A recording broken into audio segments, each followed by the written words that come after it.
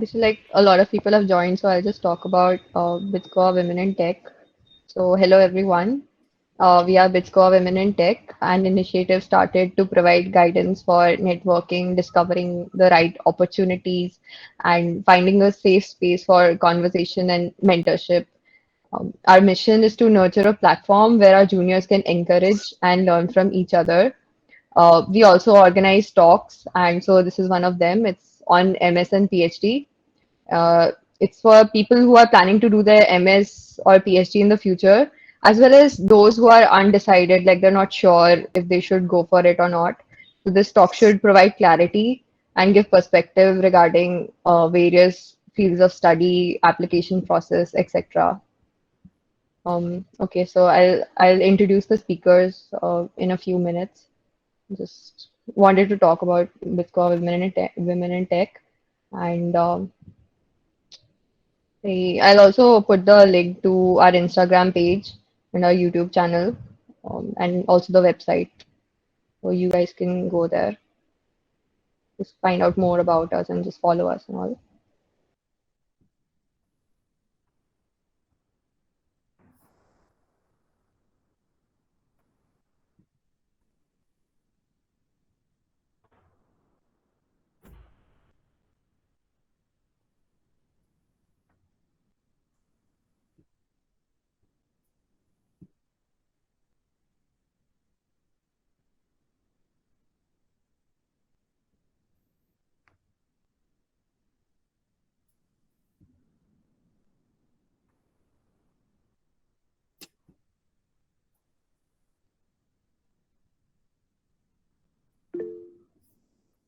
This is our Insta page.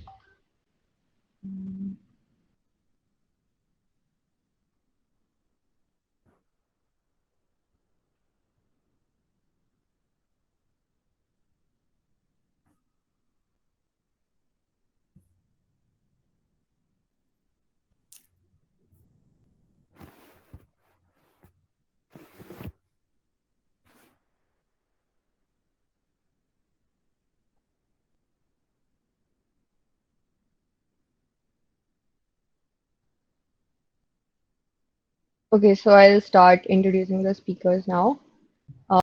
We have four speakers today.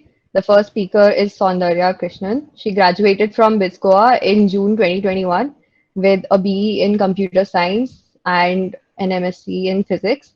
She is currently doing an MS in machine learning at Carnegie Mellon University. Next, we have Avani Khodkumbhe.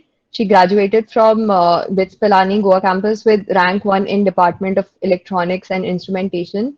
Avni received MS plus PhD admits from Stanford University, MIT, UC Berkeley, etc., with highest fellowship from each.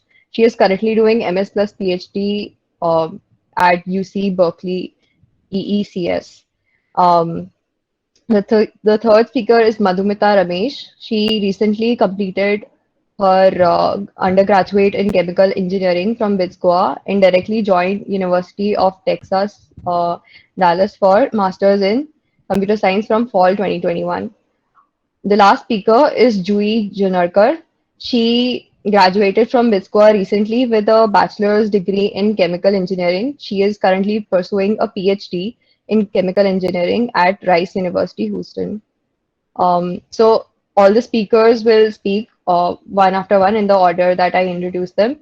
And after that, we'll have a Q&A session. So stay till the end if you have any questions. Um, so let's begin with Soundarya.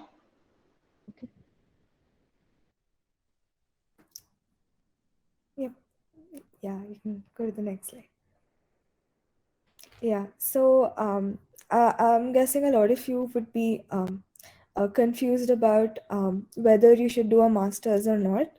And yeah, that's a very valid question. And that is one question that you should try to answer as early as possible, even though I understand that things are like very dicey right now, especially with COVID and all.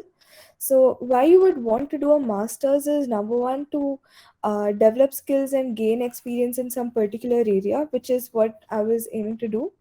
And the second thing is to be eligible for certain kind of specialized jobs that might require to have like a higher degree. as well as like more experience in the area that you want to work on. So these were the reasons that I wanted to pursue a master's. And yeah, so it's better to know this earlier rather than later. And about when you should do a master's, this was something I was especially confused about whether I should do it right after undergrad or later. So, a reason why you would want to do it right after undergrad is like, you would have like less discontinuity per se in acads, even though that's like kind of debatable, but you kind of just be in the study mode, is at least what my mom said. And also, LOR related reasons. Like for me, I was like worried that my profs would forget me. So I wanted to apply as soon as possible. I mean, this is a kind of valid concern because I know that people have had some issues with LORs later, even though this can be worked out. But these are some reasons why you'd want to go right after. So, if you there's also the option of working or doing an RA-ship for a couple of years and then applying.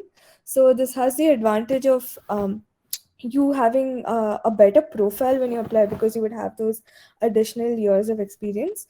And you would also have this, I think, which is very important, is that you would have a lot of clarity about what you want to do. So right after undergrad, you might have like a certain idea. You might think that these are your interests, these are your skills, and so on and so forth. But if you work for a couple of years, then you kind of know that, yeah, okay, when I like this, I don't like this, and like you like kind of get this industry perspective as well. And if you do an RA-ship as well, you would know if research is what's for you. You would know if like for example, if you take up one of those Microsoft like 2 years pre-doctoral thing, you would also find out if you could be suited for a PhD and things like that. So it is a good idea to wait a couple of years and then apply as well. So it like the option is to you, up to you. Yeah. Next slide. Yeah. So now about how you can like prepare yourself.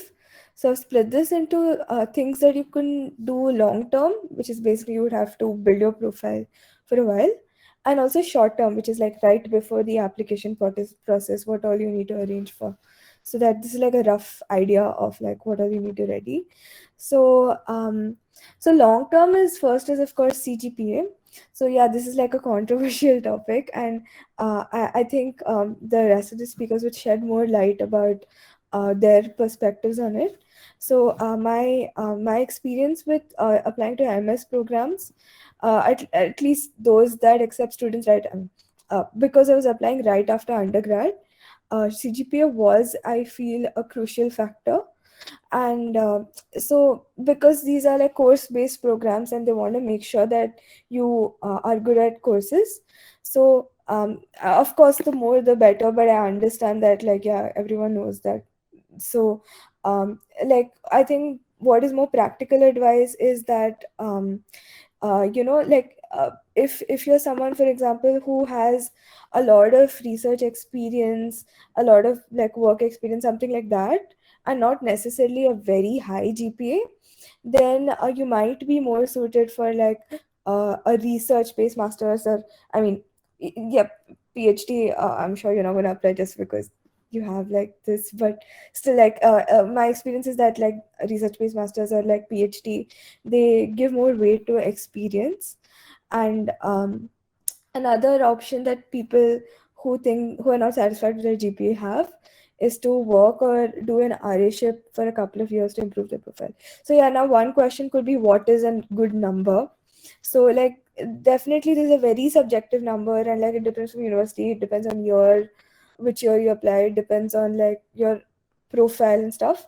But I would say rough ballpark figure is like 9 plus. But yeah, the rest of the speakers feel free to correct me, but yeah, that's in my experience what is kind of like a safe number. Actually 9.3 plus is what I would say, but yeah, cool. So that's one thing. The second thing that is best to prepare is internships. Like if you realize like I'm guessing a lot of you are not in your fourth year, right? Like you have some time left to build your profile and stuff. I very strongly uh, would like to emphasize the importance of internships. So these are important for a multiple reasons. I'm sure you know them. So you would be able to get like some different projects on your profile. You'd be able to get LORs from like professors outside of BITS. You would also be able to like get the kind of supervision and guidance to kind of look for a publication which does play a significant role in masters admits. And it's also like a great way to get to know the research community and stuff. So yeah, I mean, I'm sure you guys knew all of this. The question is how to get these internships. So those two QR codes are like two links. So the first one is like a link of different internships, which is actually by BITS Goa Women in Tech. Actually, a bunch of us had compiled it a couple of years back. So that'll help to give you an idea of what all scholarship programs exist. So I'm sure it's like not comprehensive and stuff. So if there is something, then you can message us to, or you could probably like add a comment in the doc to add that program. So, and the second QR code is like what I believe is like kind of a comprehensive blog post on how to approach these internships. You can feel free to scan them. And yeah, cool. So now, okay, one sec. There was something else I wanted to talk about. Yeah. So if you could, yeah, in projects, other than these, you could also do projects in your home university, or you can do personal projects. And yeah, they do have a lot of value. But what I feel a lot of people overlook, and ms what ms profile reviewers are specifically looking for, is like deliverables. So this could be something like a publication would be great, but if that's not there, then like a project report or like code or some combination of these, which shows that your stuff is not just like all talk. You actually have something that you've worked on and that works. So this could take different forms for different branches. So for example, for CS, if you could like integrate what we have done into a website or something like that. I personally haven't done it, but I know people who have, and I think it really stands out. And yeah, so this is just something that I wanted to point out. Yeah, next slide. Yeah, so this is like kind of like a rough timeline of the kind of short-term things that you need to prepare. And yeah, of course, like feel free to correct me, but this is kind of the thing that I followed. So the applications, like the earliest application for me at least was on 28th November. So it's like towards the end of November, starting of December, when things pick up. So you want to have everything ready by then. So the first thing which so as soon as you've decided for masters and all, ideally you should have decided before, so you can kind of tailor your application um towards that. But like assuming that you decide later, you should definitely decide by like September endish, because by October you have to start asking for LORs. In my experience, asking LORs is kind of one of the more time consuming aspects of it, because professors are busy and they need time to arrange for these things. So most programs need at least 3 letters, and at least one from the home university. So you could have like, for example, one from BITS and two from other people. And I would actually recommend having 4 recommenders, because like often it happens that professors are busy and they might not be able to submit a letter by the deadline and things like that. So if you know that in advance, then you can ask another professor. So it's like good to have one other professor in the loop. But I understand that this is not doesn't I mean, it's important to know that you need 3 to 4, so you can work with 3 to 4 different professors. So yeah, this is just something to keep in mind.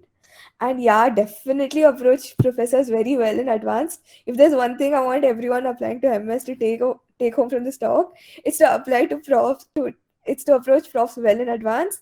Approach profs well in advance. Yeah, I'm just gonna like hammer that home, because I know some people who have had some rocky relationships because of this. So just make sure you do that, because they need time to write the letter and things like that. Okay, so this is in October. Beginning of November, ideally you should like shortlist universities. So there are different factors you could consider while shortlisting universities, like financial aspects, university department rankings, as well as the experience of people who have perhaps gone there in the past. Yeah. So what I did was I categorized them into like safe, moderate, ambitious, and applied to in a couple in each category, so that in the end I would have an admit that I would be happy with. Yeah, so another thing which is like not really important, but like something you should keep in mind is that you would have to it'll be better if you could short them before giving GRE and TOEFL, so you can send this course for free. But yeah, I mean the application costs are a lot more than the sending GRE costs, so it's like a drop in the ocean, but still just something that you should keep in mind. Yeah. So the next thing is that by the beginning of November itself, it's best to read your recipe. Like ideally you would want to write it and then like send it to your seniors and like your friends, family, so that you can have multiple iterations of corrected and more polished SOPs. But yeah, that being said, like this is like kind of a template that you can use for different universities, and you can add stuff about the specific university as and when you're applying. But yeah, it's good to have this kind of one size fits all template. And ideally this could be something like within 1,000 words, or like 2 pages in Times New Roman font, 12 size font with 1 inch margins, basically like standard sizing. 2 pages or 1,000 words less than that, whatever is lesser. So try to get your recipe within that. And yeah, what is important is that it's not a duplicate of your CV. So you should write about like um, why that program is a good fit for you and why you are a good fit for that program. So you can write about what you've done in the past so far, what you're doing right now, how it relates to what the some maybe some professors in the university are doing, and how that program and working with those professors is what you want to do in the future, what you want to do in the future after having gained this experience. So ideally this is what your recipe should be, as well as mentioning some like some things like maybe a break in your resume, or like maybe a low GPA in some particular courses or some semester or something like that. The SOP is where you explain it, as well as what you're interested in working on. Yeah. Definitely, like when you're submitting to different universities, make sure you check they'll have like specific instructions for each university, so make sure you check that, check the word limit, as well as some formatting restrictions that they may have. Okay, so by mid-November, you should have definitely given GRE and TOEFL, because it takes 2 weeks to send the scores, the first set of scores to the universities. So yeah, so basically, like for GRE and TOEFL, um, this is kind of not make or break. It's kind of a sanity check for university. So as long as you're over some basic cutoff that varies across universities, you should check that. You usually are good to go. So some universities need the TOEFL speaking score for TA-ships also, so it is important. So like I prepared for 1 month, and I know several people who did. So yeah, I think that's like a roughly a good 1 month if you're doing this primarily. That's a caveat, but yeah, so just keep that in mind. And then yeah, uh, uh, GRE also quant is most important, but verbal needs most practice. So stuff like that. You can definitely prepare the essays on topics that are listed in the GRE website, because the essay that comes in the GRE is exactly that. And yeah, TOEFL is easier than GRE, but yeah, make sure you know the pattern and things like that, and definitely take practice tests. Okay. Now next slide. So during application, definitely make sure you send your GRE and TOEFL scores in advance so that they reach the university by the deadline. And yeah, of course, request professors for LORs ASAP. And then the third thing is be cognizant of the deadlines and which time zone they're a part of. So if it's like EST or like Pacific time, stuff like that. So just like make sure you know that, so you submit your application on time. And also, one tip is just check for application fee waivers, especially diversity related, so that you can make use of them when you're applying. So yeah, sometimes there are interviews for MS, but they're pretty rare. These are usually for PhD programs, and for them, I'm sure the people who are doing a PhD might give some uh, better advice. But yeah, just like be confident, prepare your projects, questions related to your domain, and stuff like that. Yeah. Next slide. Yeah, so after application, like the results come by email. And yeah, there's another thing I really want to emphasize. Make sure you check your spam folder regularly. I know my friend who got into Berkeley, but then the email went into a spam and she didn't realize for a long time. And yeah, so it was like she missed it because she didn't check her spam folder. So definitely check your spam folders. And yeah, so if you do get an accept and stuff, make sure you check the funding details and the deadline by which you have to accept or decline. This is also important because so you don't lose your admit. And yeah, in case if you don't get into the programs of your choice and things like that, just yeah, this is also like once you get into this process, you'll understand how random it is. Like it's really subjective, it's really random. The people who are reviewing the resume also, they have some random criteria in mind. And also don't be disheartened and don't doubt yourself. So yeah, and then yeah, after accepting the offer, you'll have to kind of like sometimes you'll have to pay some token amount, like which is some part of your fees. And then you'll have to submit documents for I-20, and then visa application, which is a whole other ballpark. And then like loan if you want to apply for that, as well as like other prep like finding for housing and stuff like that. So yeah, I mean, if yeah, so once you guys get admits, you can like approach us back again and we'll send you that big document about applying for visa and stuff. Yeah, so yeah, next slide. Yeah, so my experience, I'll just kind of briefly go over this like very quickly because I think I'm overshooting a bit. So yeah, general adjustment, it's the whole like shifting to a new country, being like managing a house and like uh stuff like that. So those things are a bit complicated, but it's also interesting at the same time because you're independent for the first time.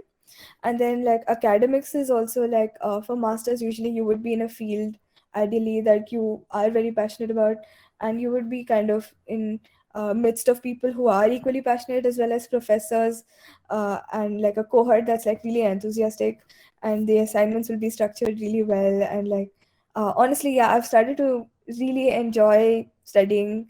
Yeah, like yeah, so I think it's like a great experience, and if you do want to pursue higher education, I think it's definitely worth it.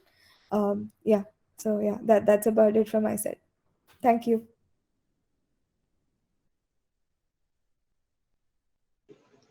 Hi everyone. So in the interest of time, I will directly jump to the topic. Can you go to next slide? Yeah. So in this slide, I'm just talking about building your profile before actually the application starts. So first is CGPA. I think Soundarya also pointed out that generally it should be above 9, but I think 8.58 also works. I think it depends on the universities, and it's good to look at the profiles, previous profiles of admits, and then see whether you can have a higher chance getting into that particular university or not. And then second thing is projects. So you will have PS1, summer internships, PS2 or thesis. So projects are really important, and I think more important is to document them. I know it's boring, but when you are applying, you will need to provide some information about your projects, and that time it might happen that, oh, I don't remember that project. So many things have happened after it. So I think it's good to document your projects. And I think in the initial years, it's good to explore which niche of your branch you want to jump into. But in later years, I think it's good to tailor to one niche. So for example, my niche was analog IC design in electrical engineering. So even if you're unsure, I would say instead of having like each project in different field, it might be a good idea to tailor in one niche. And then after you get to university, you still have the chance to change the concentration if you want to. So you still have the space to change your concentration over there. So it's okay to, concentrate on some other niche now, and it will help in building your application and, very strongly. And then there is letter of recommendations. So there are two things: how well the professor knows you, and then what is their status. So it's important that you build good relationships with the professors, maybe while attending their class and asking them questions beyond what is taught, and going to office hours, and in general asking them how you can do better than what you're doing now. So that sort of builds rapport with the professor, and they are more comfortable providing LOR to you that way. And another thing is their status. So I personally think that it's good to have professors from outside BITS, because generally in foreign universities, some professors are more recognized and their LOS would be more trusted. So that's one thing. Then there is awards. I know in computer science, awards are like highly publicized, but I personally think that in triple E awards are not that publicized, and they might help you to build, a stronger profile for your MS or PhD. So there are many awards in triple E as well, and it's a good idea to check IEEE website from time to time. There are awards like Rising Star or Huge Potential in VLSI, or undergraduate research award. So these all awards are there, and they're also open for international. So please make sure that you check IEEE website from time to time. And then another aspect is publications and conferences. I think you can get publication in PS1 or thesis if you sort of, you know, um, orient from the beginning towards that. And of course your advisors will be there, and they would be able to provide you more guidance on how you should get to that point. And it's really good if you get a first authored paper, but it's also not a bad idea to get second author or third author in good conferences. So that's one thing I think someone should be focusing during their thesis. And can you go to next slide, please? Yeah. Then there is GRE and TOEFL. I think preparing for GRE and TOEFL is very subjective, because some people have fluent English right from the beginning, so they might be able to do it in 1 month or 2 months. I think quant is generally good for everyone, because we are, engineering students, but for English, you might take some time. So it's a good idea to give a diagnostic test first and see where your verbal is standing. And according to that, you can decide, okay, I might need 2 months to prepare for verbal, or I might need 3 months. So it's a good idea to give a diagnostic test first. And as Soundarya mentioned, it is like a sanity check. So don't put a lot of time and energy to get a perfect score in GRE or TOEFL. You can just get to the benchmark, and then you can put that time and energy into other aspects. And it's good idea to give GRE and TOEFL as early as possible, so that you have a lot of time during your application phase. So because it's just like English and maths, I think you are good to go in even the second year summer or something like that, as early as possible, like get it out of the way. And then networking aspect, I think it's very important to have like a good professional network. And if it's outside BITS internationally, that's even better, because it will help you give that perspective when you are applying. So there are different ways you can do this. I think LinkedIn, everyone knows. Commenting on some post and reaching out to that person. Oh, I like your research in this particular area, and I have these thoughts on this research. Another aspect is volunteering for IEEE. You don't have to, be member of IEEE to do that, but you get to meet a lot of passionate people all over the globe, and that way you can, form connections. Then staying connected is important. Like, okay, I met this person in this conference and done. That's not the thing. You have to keep emailing them after certain interval of time and maintain the connection that you have created. Another question I generally am asked is that, should I do a job or RA, or should I directly apply for MS or PhD? So I personally think that each university generally has a benchmark. Okay, we will take these kind of profiles, and we can get an idea of that if we go through the data online. So if you think that you have reached that benchmark, then 1 year of job or RA would not really contribute much to your profile. But if you think there is something lacking in your profile, like, okay, maybe my CGPA might be compensated with a really good job experience, or maybe I don't have a good LOR and my manager in my job will give that LOR to me, that might be a good idea to actually go and pursue job or RA. Then if you are unsure if you want to do MS or PhD, you want to get hang of how industry works and then decide whether you want to go for PhD or stay in industry. So if you're unsure, I think it's a good idea to pursue job or RA. Another factor is semester abroad. I think many people are not aware of it. So BITS has this semester abroad policy. There are certain rules that you have to pay fees for BITS as well as the another university, but you can sort of find a loophole. So what I did was I discussed with my thesis professor, and he was happy to finance for me. So, and there are also some scholarships like AJ Clean. It's very competitive, but it's a good idea to give it a try. And semester abroad can be done only when you are done with the compulsory courses. Can you go to next slide, please? Yeah, and during the application phase, first is which universities. So there are safe, moderate, and ambitious categories which you should have. And based on your finances, you can decide, okay, I'm going to apply to 8 universities, then I will classify them like this. So, and there is statement of purpose and letter of recommendation, personal statement, CV, timeline and planning. So I mostly followed this BITS to MS PhD FB group, and there is excellent set of documents called MLA in that group.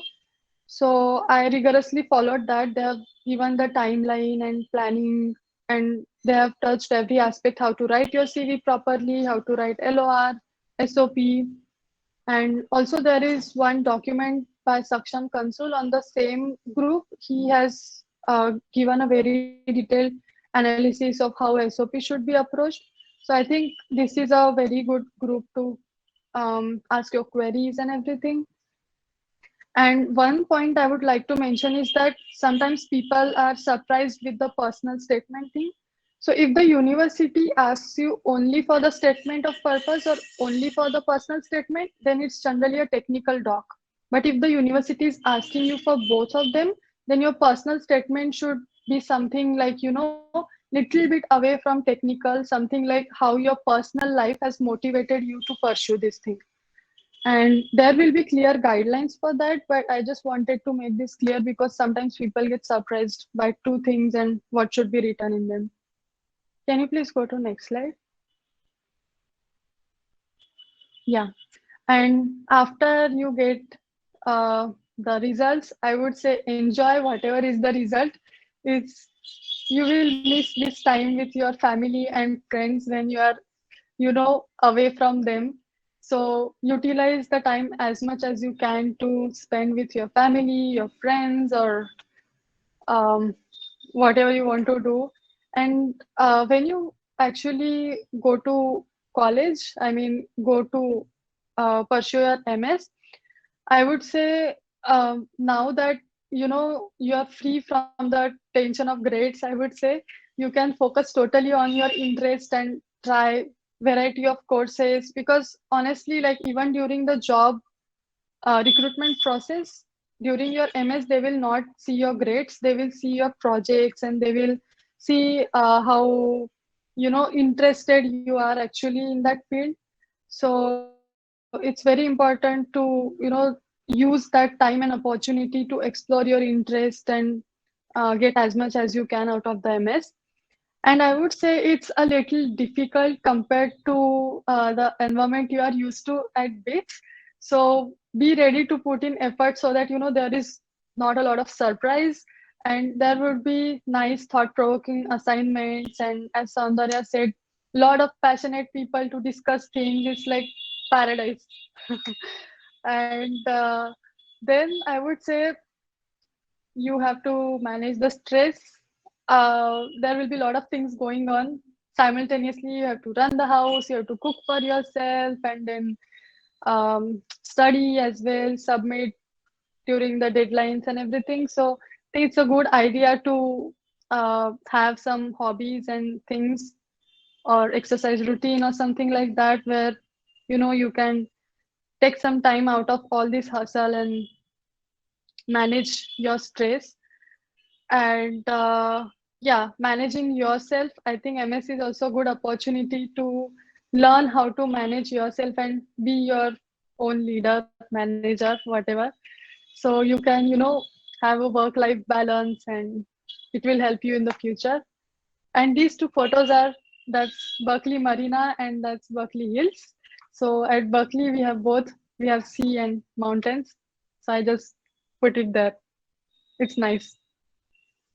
Okay.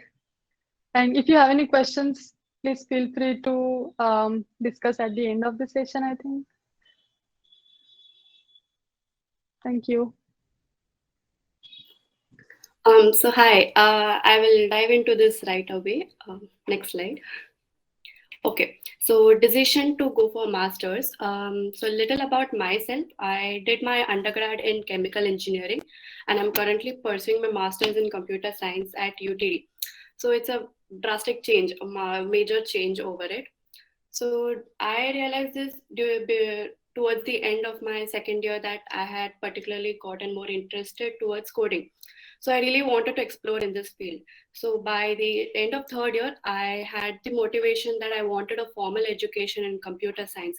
So this was the reason why I decided to go for masters. And I thought it right away after completing my undergraduate would be a better option for me so that I don't have this barrier when I switch to the work industry.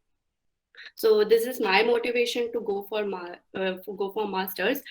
And the question that I kept asking myself, how is MS going to help with my future ambitions? So it would be the case for everyone. If you are undecided whether to go for masters or not, this is the question you need to ask yourself, whether it will really help you achieve something which you already are not able to. And is it worth investing, because you are investing your time and efforts and money, because masters is not cheap, it's pricey, you're going into a different country to do that. So yeah, it should be worth it, it should be worth the amount you're putting over here. So there are certain things which one needs to consider before application. So these are the points which I noted down, which I should have ideally followed before starting for application. But things get here and there. So ideally, this is the way which I should be following. Program of interest. It's really important to decide what master's program interests you the most, because there are a lot of master programs with very diverse and various specific specialization in different universities. Some universities may have specific programs with the syllabus, though they have the courses which you would want to pursue. So instead of opting for a more generalized degree like computer science, maybe you can opt for a specialized degree. If you want to go for machine learning, like Soundarya is doing masters in machine learning. So there are universities which offer that. So generalized degree sometimes can be a bit more competitive because a lot of people will be applying for the same. So program of interest, that is one thing you need to first start before you start with the application or something. So researching and shortlisting these programs and the universities which offer these programs is a major step before you start with the process. There are a lot of factors to consider while choosing a program. It can be the competitive of the ness of the degree in that particular university, its availability, and the scope of opportunities. Like how does this program help you to achieve what you want to do? Location. I think for me, since I'm targeting the work industry over here, location matters to a certain extent, because I have noticed how the uh, industry over here, the companies, employers are more inclined towards the students who are in the same particular area. So location do matter to a certain extent, but there can be personal reasons as well for choosing location. Finances, tuition and cost of living are major factors. So this was one thing which was uh, affecting my decision of shortlisting a university more. So that is one factor. University shortlisting. I'll talk about more about this in the next slide because it's one major thing to consider.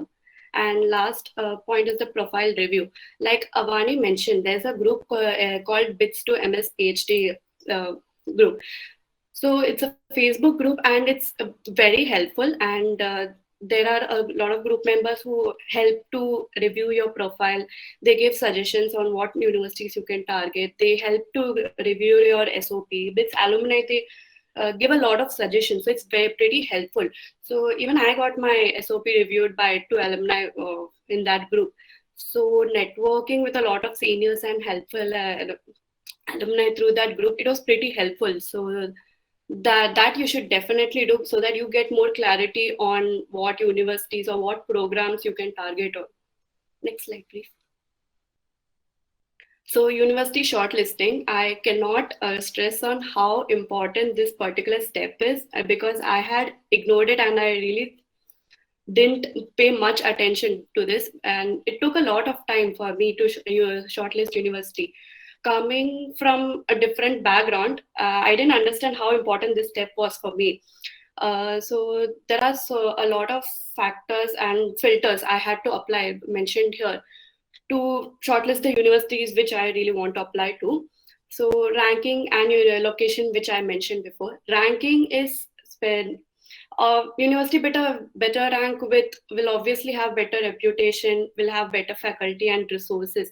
So that is one point to consider when you're trying to shortlist. It will be easier to, but that is not the sole criteria. There also is education system and curriculum. How the every university has a separate education system. It should be able to you need to be able to know this. I can't explain in words exactly how, but when I came over here, I didn't realize the curriculum in UTD is very hectic, and it's a continuous evaluation, which I didn't know earlier. So it's a bit advantageous for you to know the education system and the grading work, and you need to also fix the coursework or at least have an idea of courses and syllabus you want to pursue before coming here. So that is one factor. Opportunities. So one thing I noticed here that studying in the US will allow you to get access to a lot of opportunities like workshops, networking events, conferences, and obviously internships or full-time opportunities. There are a lot of opportunities over here, and I feel it's easier to get into it. So it is helpful to research the scope of the same for each university that you shortlist, like the plethora of opportunities that this university will help you to get to, whether it helps with your plans ahead, something. And finances, availability of scholarships. So each university have their own set of way to give scholarships. So search about that because before I applied to UTD pretty late. It was around the end, towards the end of the deadline. So I didn't realize that there's a separate form for filling out the scholarships. And by the time I got to know, the deadline had crossed. So it's better to know about it because you wouldn't want to miss an opportunity to get a scholarship over there. And in UTD, there is no system for TARA for a master's student. So there is no way to get a scholarship other than the one which I had to fill using the form. So it's better to know about this beforehand. Career outcomes, like I said, it should should know the opportunities and to what extent you can go from this university. Flexibility for accepting student change. So this point is for students like me who want to change the major completely. So not all universities will be ready to accept students who want to change their majors. So each university, the Ivy League colleges, the universities definitely are not willing to. You have to sit down and go through each website, and for each program, they do mention somewhere a point saying that they are open to accepting. There's some universities do have programs which clearly mentions that this is for students who want to change their majors or who want to explore more options. So you need to shortlist that, and there's a lot of work goes that you have to go into each university's website and then search for which university is open to. So you come down, narrow down to a fewer options compared to others who are going into the same field. But yeah, this is one filter which, so this is why university shortlisting is something you need to do before you start with the application. You can do well in advance if you are sure that you want to do masters, and reach out to find personal experience from alumni. After you shortlist all the universities, I would say I had shortlisted like 6 to 8 universities. This is average. A lot of people do till 10, because it's like not more. It's no use of going beyond more than 10, because you have to eventually choose one university. So it's a waste of application money. So I after shortlisting, I went on LinkedIn, I went on Facebook, and I tried to find alumni from these universities, and I spoke to them about their personal experiences and how they enjoyed the campus or university facilities or something, and it certainly gives more clarity. So I would suggest that while shortlisting, you can consider doing this. Next slide, please. So application process, Awani and Soundarya have talked a lot about this already, but I'll still go through it. Transcripts and CGPA, like they mentioned, CGPA is also, if you ask my opinion, CGPA is quite important. It's quite important to have a decent CGPA. I'll tell you my reason behind the same. Transcripts I mentioned is because UTD has this concept of prerequisites. So depending on your coursework which you took in your undergrad, they might ask us to do additional courses as part of eligibility to attempt the master level courses. So getting a better grade in those courses which you would want to, related to which you want to do in masters, is valid. I have a friend who has a prerequisite of probability and statistics, and we did have it in our undergrad, but they still had to do it because they didn't have a decent grade in that course during their undergrad. So I feel like grades for the courses for which related you're doing in your, you want to do in your masters, are very important. And CGPA for the universities that I apply to, I think the safe range would be 8.5 plus, I think. But it depends on university basis, and it's very random, to be honest. Sometimes better profile people with a lower CGPA are also considered. So it's very random. Next point is resume. So for someone like me, resume is the one point with which the admission committee will judge you with the most, because they would want to see how you interested are you in the field, because your transcripts are, or a CGPA are like subjective, but they don't let the admission committee know that you are interested in CS. Why are you interested in CS when you have done in chemical engineering? So they will judge with you the most. You can include all your personal projects or the internship experiences or any additional online courses which you have done to showcase or justify the switchover of the branches. So this is one major point where you have to consider. Try to include all the relevant experiences to show how this experience has led you into choosing grad school. And if you think there is no obvious connection between your experiences and the program you're applying to, for example, if you want to mention your POR and it is not a very direct connection to the degree you're applying to, so you have to mention it in a way that you have to show that your skills help you for the same, or something like leadership skills or managing skills. These are the skills which help you to choose a grad school. So you're a valid candidate for the same. Next is SOP. SOP should be like a narrative where you talk about your past or present projects, your research interest and plans for the future. But your plans for the future should be such that how whatever you have done in the past is what made you achieve for the same, and how you are the best one in it. So SOP is in a way where you can totally express yourself. So it's one thing which is at your hand where you can totally make a whole narrative, showcase your uh, whatever you have done till now, to show that you want to go into masters. So this is one way to let the admission committee know that you are interested. So this is one major point. And entrance exams and English proficiency test. So, like they said, like the other panelists said, it's better to take the test early, because in case if you don't reach your test score, you can always have a chance to give it another time, one more time or something. As well as once you're done with the test, you will have at least time. You can just focus on the other documents which you want to finish. So, getting over with the test early is better. For GRE, mostly I personally had to uh, prepare the verbal section. I prepared for like a month using Magoosh and took the practice test, where there are a lot of practice tests online. And for TOEFL, it's easier compared to GRE, but at the same time, you need to know the pattern. At least you need to do a few practice tests so that you get the idea of how TOEFL works or something.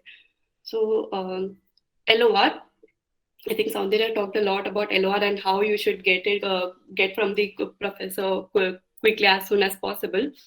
So it is always helpful to ask from those people who know you very well, so that they can recommend you. So I didn't have personally have all my LORs from someone who is in the IT field. Out of the three which I submitted, usually one or two are from the ones who are in IT. The third is usually it's a chemical professor only. So in a way, the professors knew me well enough that when I asked them to write an LOR for me, highlighting how I am as a student, how, because I didn't want them to talk about my projects in chemical, it wouldn't be helpful if I want to switch over. So I explained them my scenario, and they were ready to accept, take in consideration of how I wanted to draft the LOR. So they did. So knowing people who knew you well will recommend you very well. You need to have a strong recommendation, even though it all LORs may not be having that significant status, or the person from the particular field.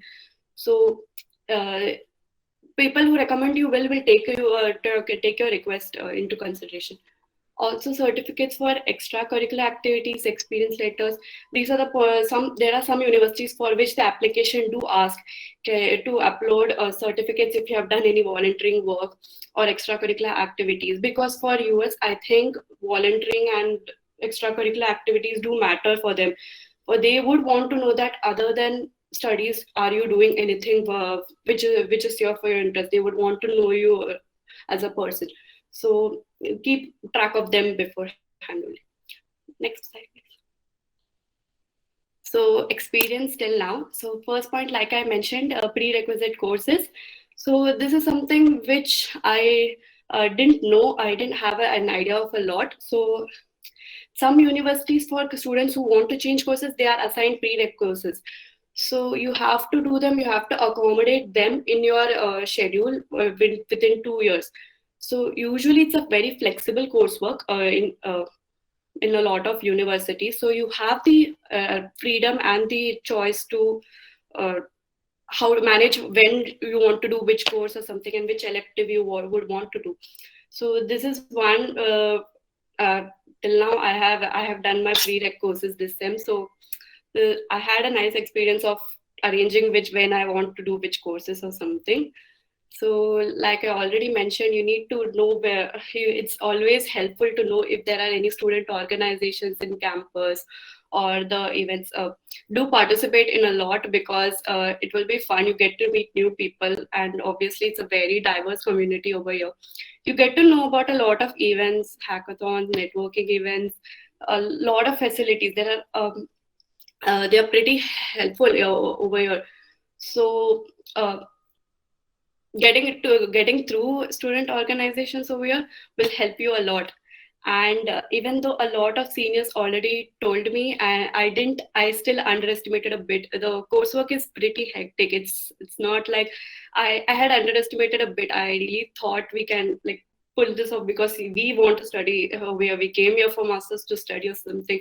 So the assignments and projects, they are really fun. They are very fun to do, and but it involves a lot of self-studying, researching on your own to do, because they will teach the concepts well in class, but the projects are something which you have, it's a hands-on experience on something you would want to, which have been taught in class, and you would have to do separately. So it's really that part of the thing where you have to spend extra time over here. So it's pretty fun. Time management is something which we learned through this experience, I think. So you have to manage your home, you have to cook food for yourself, you have part time, you have studies going on, you have experience, continuous classes going on. It's a continuous evaluation, and I think US grading system, it's pretty strict with this. So you have a lot going on, and you don't even realize the week just goes by like that. So it's pretty stressful, but it's a lot fun. I think I had a lot of fun. So yeah, I think you'll have a lot of fun if you go to for going for masters. Thank you. Okay, hi everyone. I'm gonna rush through really quickly. Next slide. Yeah. So everyone, all the panelists have already spoken about the application process, and I think it is very general for every department. The timeline is pretty similar for a MS and or PhD. Usually PhDs have deadlines in December or early January, so just you need to take care of that. I'm going to be primarily talking about why a PhD, because why not? Usually, PhD, the mere mention of this word can bring respect to hearts and tears to eyes, and also usually fear in some cases. PhD students are usually considered big geeks and who are always going to be loaded with huge amount of works, which is to a certain limit true. You can actually consider this particular slide to be a marketing pitch to convince someone about considering PhD as a serious option. So I'm going to be discussing this factor by factor. The first thing is that the PhD in US is not equal to PhD in India. I think the major reason for the hatred towards a PhD is the apparent hardship for India's PhD students. Now, this can happen because of unavailability of resources or funding, among many other reasons, right? However, I think developed countries do take their research seriously and they have proper resources and appropriate funding available. The usual culture is that the professor is not going to be the boss of you, but he's going to be an advisor. Again, unlike majority of cases in India, right? The second thing which people usually are stressed about is job versus PhD commitment issues. I don't want to pursue a PhD because 5 years, it's a long commitment. True. But PhD is like work, yet living a student life. So I would say a best of both worlds, right? Uh, it's fully funded. You get stipend of around at least $25,000 a year, and you end up saving a lot. So if you think about it, PhD is like a job. You go to a workplace, the lab, every morning, you work on a project, and that project you choose for yourself from your own interest, unlike a job where you're actually assigned a project. The third thing, why not MS? Why only PhD? Now, this is completely my personal opinion, and for chemical engineering, my answer was because PhD is fully funded and I don't want to spend for masters. That was my opinion because masters for me was too big of a financial investment. And it did not make sense for me to go for a master's degree because I already was interested in research, right? Um, Usually for chemical engineering and many of the other departments, degree of master's is usually offered in two ways, thesis based or professional masters.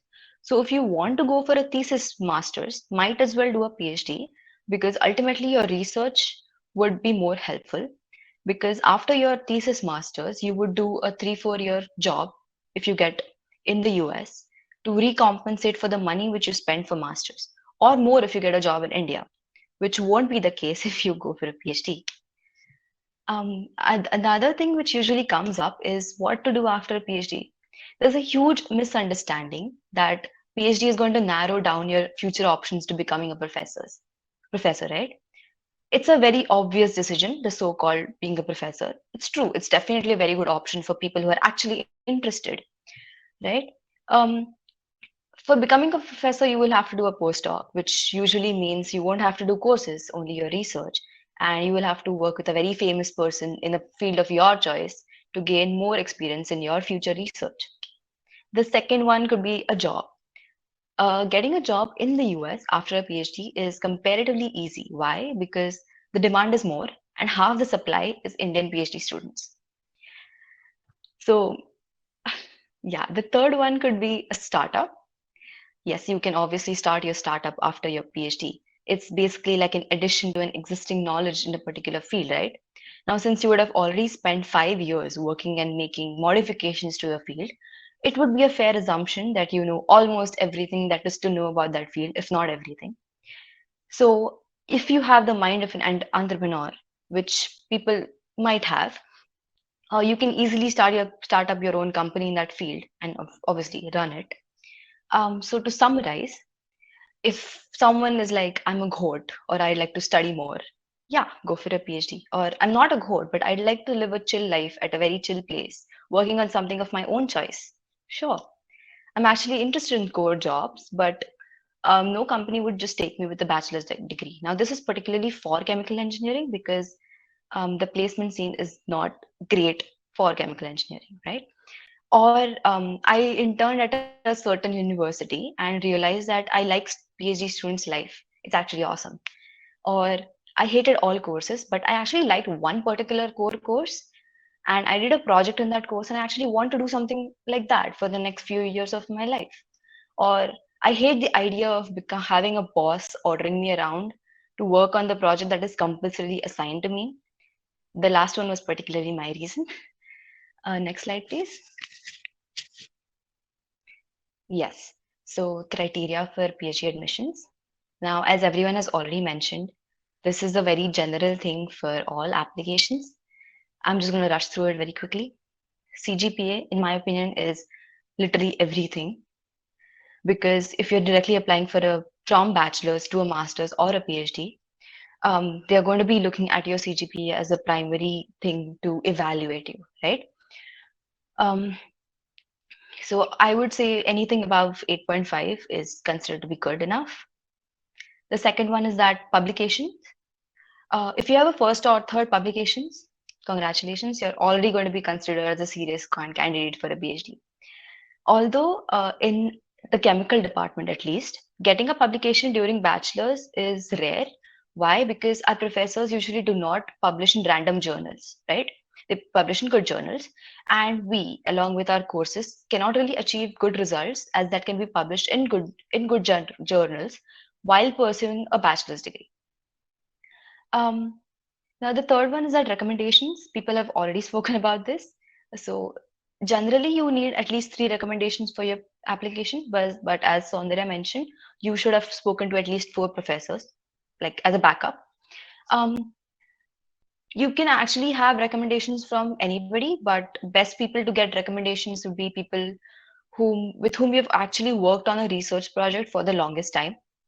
The best one would be if you have actually interned at a foreign university with where you intend on applying and the professor can actually give a recommendation from there to that university. It's the best one. Or your final your project advisor or a professor with whom you've actually done a project, or a professor with whom you have done a course and you've gotten a good grade in that course, who knows you personally, right? Or your any supervisor from PS1, PS2, anything. The next one is statement of purpose, SOP, which is actually very, very important in my opinion, because you need to take at least a month or two to design your SOP, and you need to keep on reviewing the SOP. The basic aim of an SOP is to convince the admissions committee that you're the rightly motivated candidate to pursue a PhD. You can write anything and everything that can motivate you, but you have to keep in mind that the committee will consist of faculty members from that department. So it should actually seem fair to a point, like convincing, not some random heart-touching story with quotes, like an answer on Quora, right? So it's usually suggested to make paragraphs according to your various research projects, focusing on how that particular project motivated you to do a PhD or a master's. The format is not fixed, but you can find a lot of formats online. Um, the PhD is usually written sorry, SOP is usually suggested to have like a 1,000-word essay, like a two-page essay. But it can vary from university to university. So while applying to any university, check the requirements because some universities might have like a 500-word essay or a four-page essay or anything. So you need to keep on reviewing your SOP. You need to take suggestions from your seniors and applying mentors if you have any. And you can also seek reviews from your professors, but experience says that seniors who have been through this applying process tend to be more helpful than the professors in in this particular matter. Now, as others mentioned, there are a lot of BITS to MS PhD group and other Facebook groups as well, which can help you in your SOP.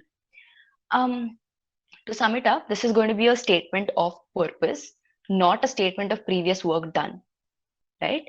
So for every described project, you have to actually tell why you did this project, what you learned from this project, little technical stuff, and also how this project actually motivated you to do a higher education, PS, PhD, MS, anything. The other thing is that qualifying test. Qualifying tests are GRE, TOEFL, IELTS. As already mentioned, they are quite subjective. Can be easy for some people, can be a little tricky for some people. But anything about 320 and GRE is supposed to be decent enough score because it's just a qualifying test. The score is not going to matter. And anything above 100 is the basic requirement for TOEFL. Now, some universities have also started accepting IELTS. Um, it is also similar, very, very similar to TOEFL, and you need to get at least 7 or 6 in most of the bands, all bands at least. Next slide, please.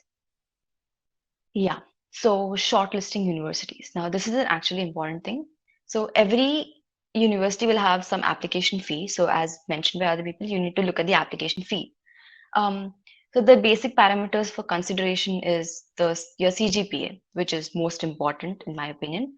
The ranking of the university. So if you just Google search your interest of universities, you can get like if you search top 50 universities in this field in this country, you'll obviously get a list. The strength of your field of interest in that particular university or department.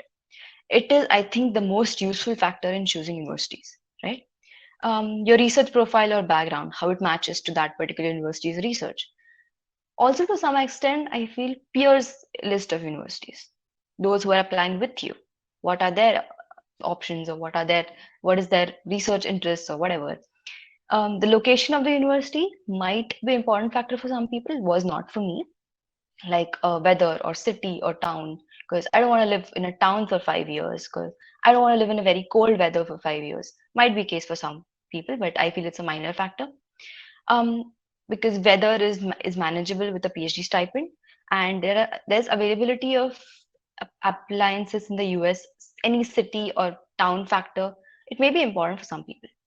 So the basic rule of thumb for choosing universities, if you're applying for 10 universities, is that 4 dream universities of your choice that are little out of your league but best in your field, right? 4 decent shots where yeah you might get into, or 2 safe schools where you're sure you will get into. Okay. Next slide, please. Next slide, please. Okay.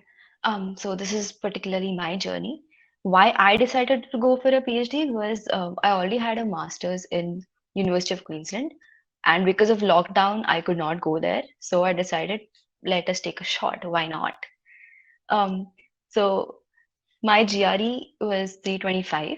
I got a 110 in TOEFL, and at the end of 4th year, my CGPA was 8.75, and I had one first or third publication in the Journal of Dispersion Science and Technology. And application and timeline was very, very similar to what Soundarya already mentioned. It's, I think, very generic for every department. The main thing to consider is that grad school is going to be a major change in your life, anything, master's or a PhD. And you're going to have to do a lot of adjustments accordingly, but they're going to be worth it for sure. So thank you.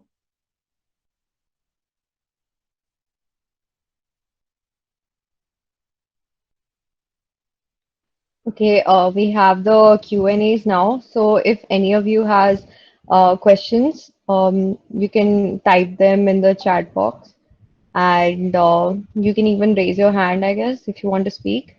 And yeah, thank you all of you for taking the time out because I know you all have like really, really hectic schedules, and it's like some of you are even in a different time zone, so I'd like to appreciate that. This was really, really insightful. Um, we'll be uploading the recording to this session on our website and on our YouTube channel, and I'll paste the links in the chat box. Yeah, so any questions?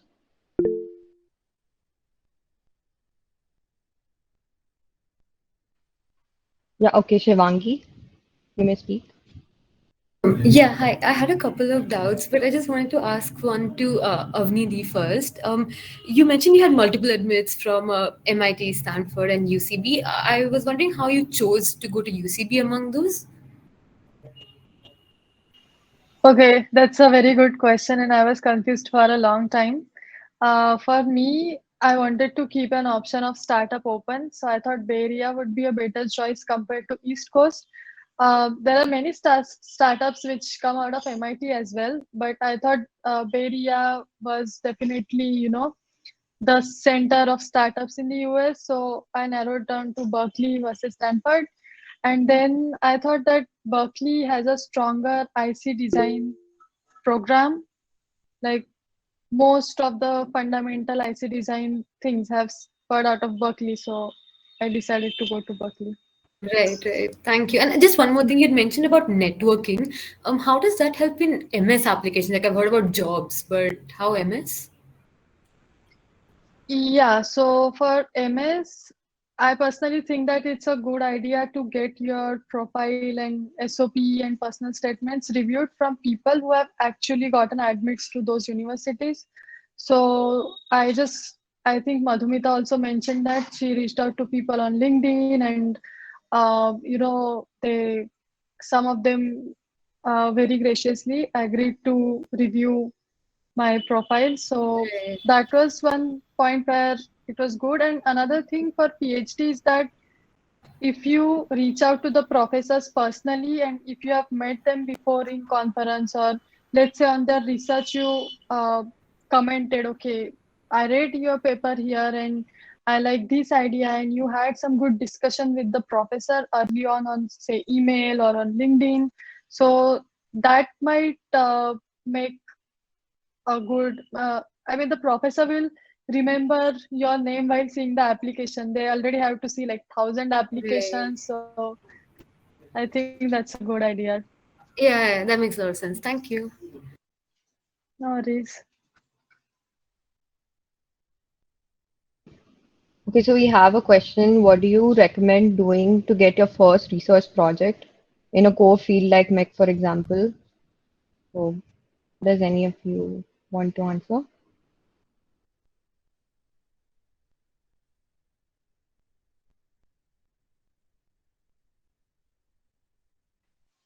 I can go ahead. I Okay, think okay, Abdul. to get your first project, I am assuming it will be mostly some professor from BITS only. You can also try emailing professors from other universities. I did that, but no one replied to me because I was, in second year and I had no credentials to show that I am good enough for the project.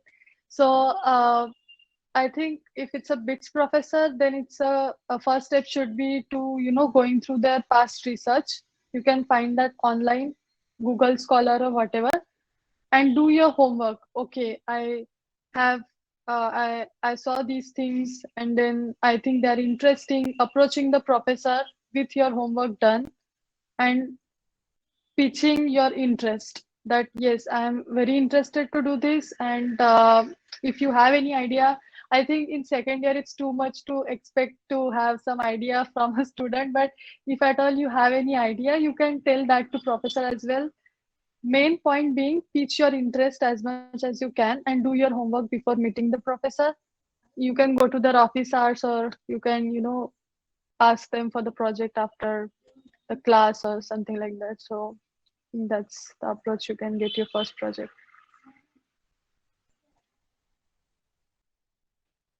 Okay, I see Gargi has raised her hand. So, do you want to speak, Gargi? Yeah, hi. Hi, everyone. It's so good to see you guys again. So, I think my question would be a little more relevant to Madhumita and maybe Avni also. So, Avni, like your course is mentioned, EECS, I think other universities also have similar ECS courses where it's a mix of electronics and CS. And like Madhumita mentioned, if you're switching over, I've also heard about bridge courses getting into CS. So my question is, how do these compare to each other? How does a pure CS course compare to a bridge major and compare to an ECS major? I don't know if that's very relevant, but if it's not, feel free to skip it. So you are asking what is the bridge between, like, how is a pure CS So no, different? I don't. you also have bridge courses, right? So since I'm not from a CS background and I want to do a CS major, they have bridge majors for that. And they also have a mix of like electronics and CS, which I think is similar to what Avni's is. But Yeah. so I wanted to, yeah, just know about how they compare to each other.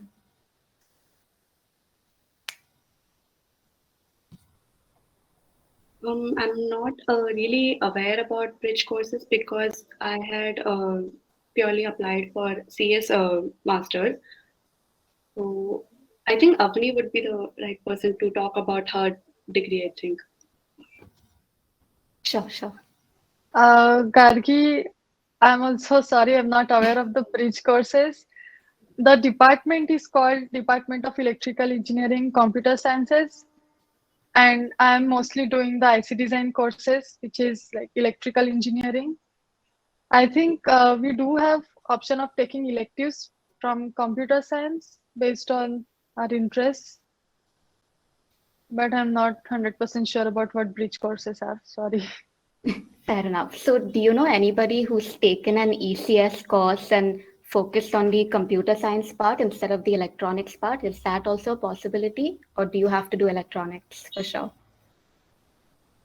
Oh, so you're talking about changing the majors? No, so you've taken an electronics and computer science major. So do you know anybody who's mainly focused on the computer science aspect rather than the electronics aspect of it? Yeah, there are a lot of people who are, doing all the CS focused stuff. Okay, so they don't differentiate when you go for the admit. Sorry, I'll quickly wind this up. So when I apply for EECS, I Mm-hmm. can go for either the electronic stream or the CS stream. Is that how it works? I think there will be some few core courses which will have both electronics and CS courses. As far as I did see the computer engineering track for Stony Brook, and it was computer engineering, but it was more focused towards electronics and computer science. Although you can choose electives from either of them, there's no compulsion in that. But I think core courses might be focused in both branches, I think. So that point might consider. It might vary for different universities though. Right, right, got it. I think I'll look up the unis and find out. Thanks a lot.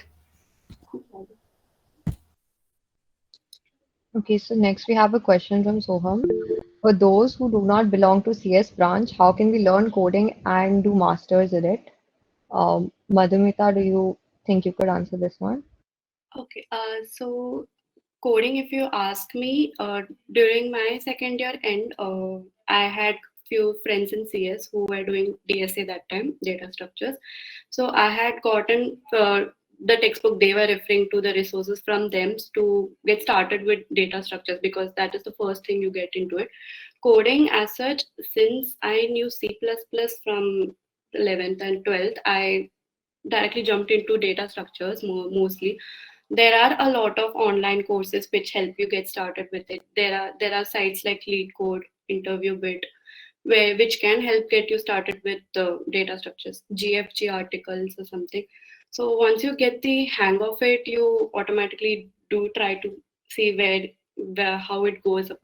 Mostly I did not online courses on Udemy. Like I went to do front end development course or the back end or something, and then internships, your PS2 or the summer internship. It will really help you get a grasp, I think. PS2, I think, even though the options are limited for non-CS branch to get into an IT company, there are still companies which do, and it's a great opportunity to get hang of it. So Okay, so next Atharva is asking how sensible or not would it be to do a 4-1 thesis in one domain and apply for an MS specialization in another domain?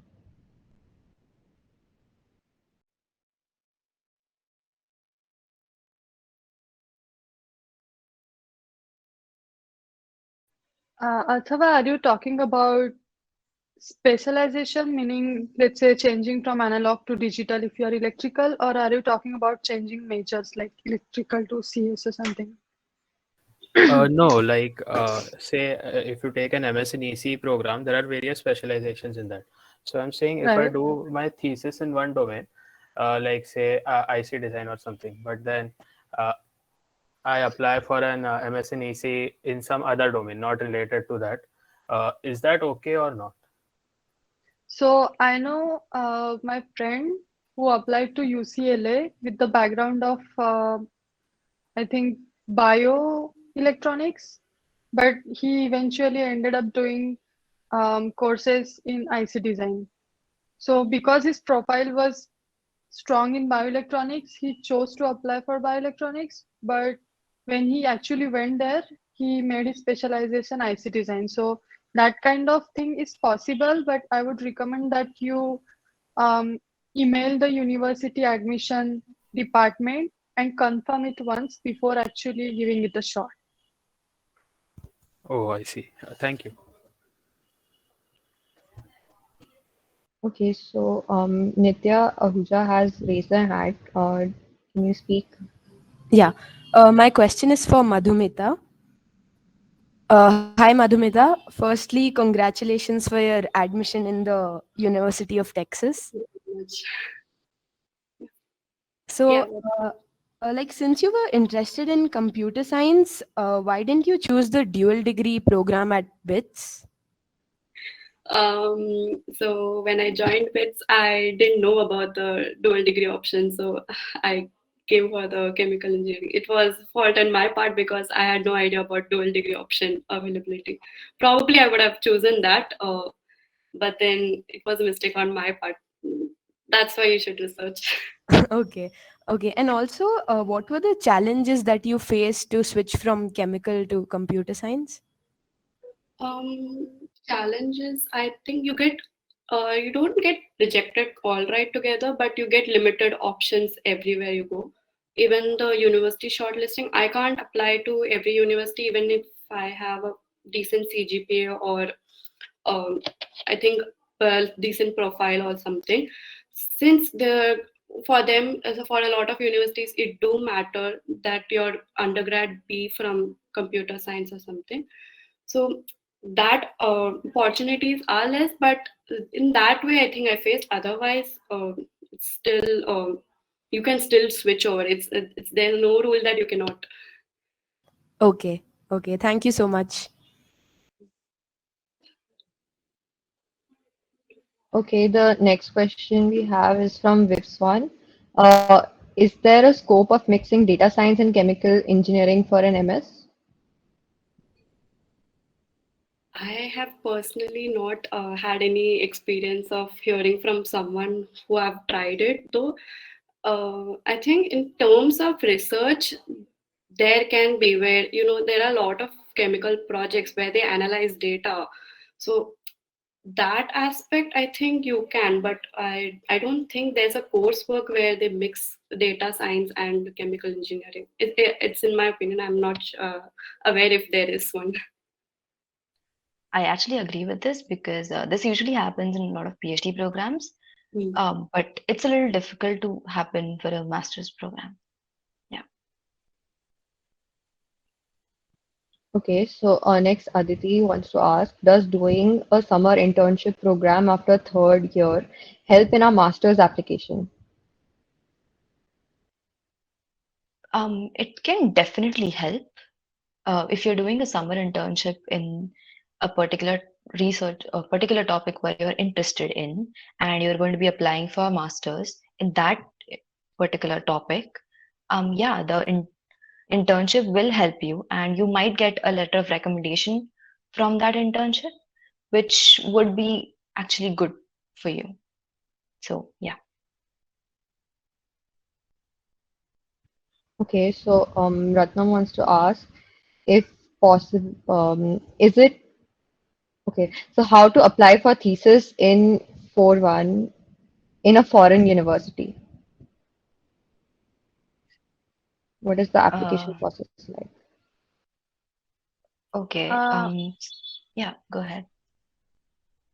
yeah, I was just saying, like, I got this question a lot, so I just compiled everything in one article that I published on LinkedIn.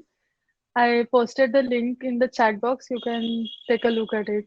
I just like wrote a template of how your email should look like and what you should include in each paragraph, and how you should actually approach the professor or PhD student or whatever.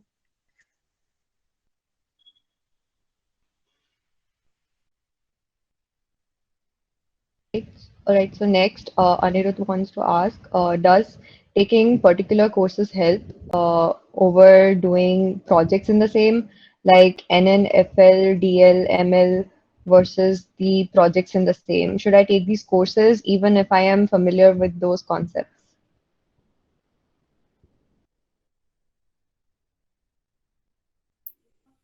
I think it would be helpful to take these courses any day, if you ask me, even if you are familiar with the concepts. It will just enhance. Transcripts is the one which they concentrate a lot on to see what courses you have done, how familiar you are with it. So if you can, then I would suggest to take these courses.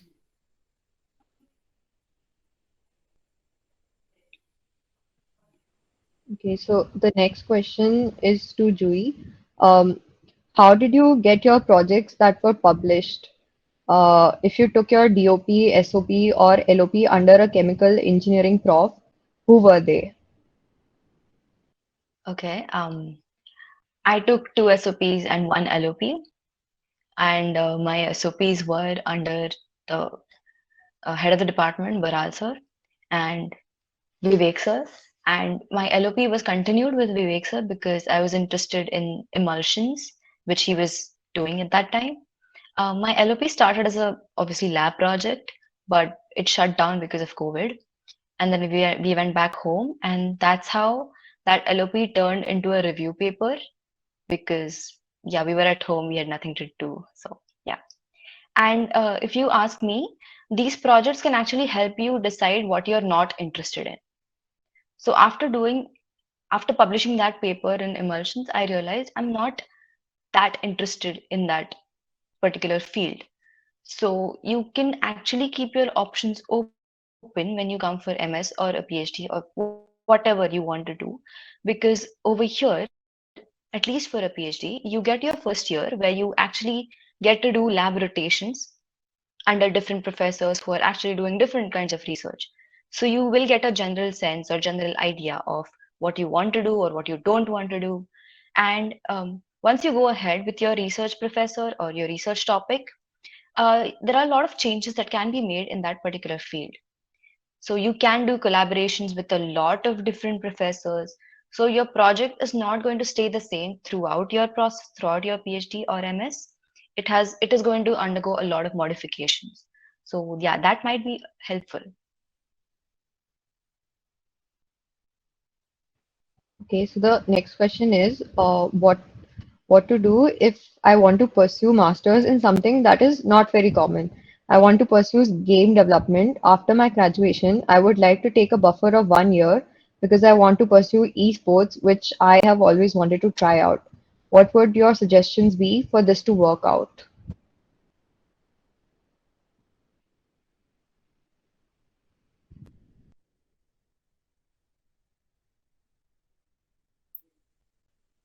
So master, since it's a program which is not that common, firstly, I don't think there is any restriction in getting into a degree which is not that common if you have a dear profile for the same and if you are very interested in that.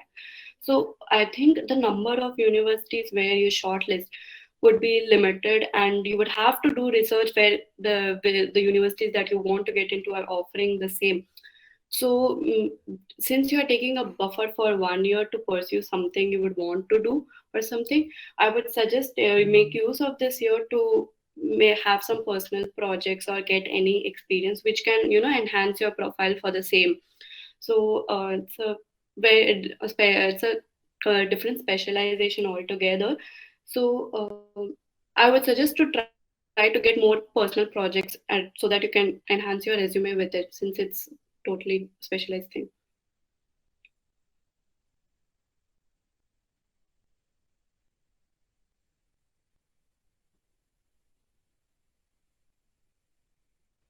Okay, so Riddhi wants to ask, was it tough for you to get CS-based projects while belonging to different branch? Can you share some tips on how to get those? I guess that's directed to Madhumita. CS based projects, I think in BITS, I didn't get any. I tried to approach one or two CS professors whom I knew through CS courses that I had taken. But it's not easy because they don't consider other branch students. It's not just about chemical, it's I think any other branch. They usually prefer CS students, which is obvious. So in college it was tough. I don't think so. I instead of not get so since I'm not getting any projects to work on, so I had attempted to take more online courses where there are courses where you have to do personal projects on your own. There are uh, stuff like that. So I had attempted those, and since I had to anyways get used to learning new things, so it was not really a worrying factor for me that I didn't get it under any BITS professor or something. You can do a lot of internships if you want. There are summer internships. I had taken in the PS1, PS2. They are really helpful though. So it can enhance your profile. So that one factor was something which I really uh, wish that I can help. But with professors, I don't think you can get it under them. It's not that easy. So,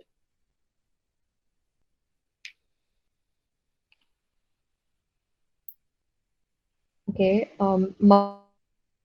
Manthan also asked, can somebody tell about industry-based masters if they are familiar with it? um, industry-based masters, I have researched for a few universities, some professional degree masters, I think. So some of them were for 1 year courses. It's the coursework might be similar to a research-based or thesis-based masters or something. The coursework is crunched up to 1 year, I think, and you have option for going for getting the practical exposure. It's part of the coursework to get practical exposure in a company or something. It is helpful, but since it's only for a year, it's not much valid if you want to work there or gain more work experience over there, because it's just for a year, so it's harder to get into the industry after that. That is my suggestion. Okay, so we'll just have one last question. Does graduating early cause problems while applying? I have heard that a strict 4-year course is required for MS applications.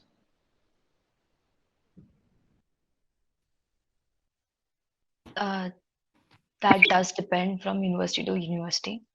Some universities might have a 4-year requirement. Usually they do have this for PhDs. Um, but you have to check for every university wherever you want to apply, because it's very subjective, honestly. All right, so I guess that is all. Thank you everyone for attending, and thank you to the speakers once again for taking the time out, and like they actually just woke up and the first thing they did is attend this talk. So that's really really nice of you guys, and it was very informative the way you shared your personal journeys, and it was really insightful, I think. And for those who want to uh, follow the Insta page of BITS Goa Women in Tech, to follow any other events that we organize. Like we keep organizing talks and Ask Me Anythings and um, uh, coding leagues, things like that. So just to keep in touch, you can follow us on Insta. And I also pasted the um, YouTube and our website URLs, so you can take a look at those as well. Right, that is all. Thank you, everyone. Thank you for having us. Thank you so much.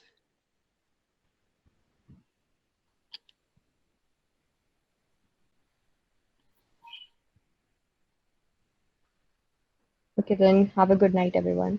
Bye bye.